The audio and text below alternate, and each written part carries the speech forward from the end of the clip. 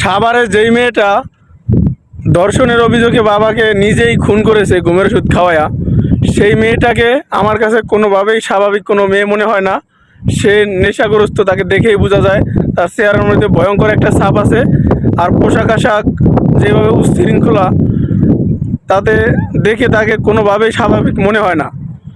আর তার বিরুদ্ধে অনেক কয়টা রিপোর্ট দেখছি, যেটা সে পাশের রুমে 2-3টা মেয়ে নিয়ে সে নেশা করতো। তার বাবা তাকে বাধা দেওয়ায় সে মানতো না। তো এক পর্যায়ে যখন তাকে উচ্ছৃঙ্খলাভাবে তার বাবা তাকে দেখে ফেলছে, তার বান্ধবীদের চলে যাইতে বলছে, ইমিডিয়েটলি চলে যাইতে বলছে।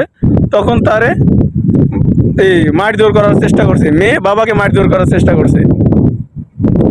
তো এই এই ঘটনাটাকে আবার অন্যভাবেও অনেকে প্রচার করতেছে, মেয়েকে বাহবা দিতেছে, ওই খুনিকে আর কি। তো অনেকে বলতেছে মেয়ের বাবা পাশের রুমে আর কি মেয়ে নিয়ে থাকতো, তারে ধর্ষণ করছে বা এরকম অভিযোগ করছে থানায়। আবার অনেকে রিপোর্ট করতেছে যে মেয়ে অভিযোগ করছে। এখন কোনটা সত্যি আল্লাহ ভালো জানে। এখন পর্যন্ত আইন শৃঙ্খলা বাহিনীর কাছ থেকে কোনো কিছু শুনি নাই। তো সত্যটা বলা যাইতেছে না এখনও, যে যেভাবে পারতেছে রিপোর্ট করতেছে।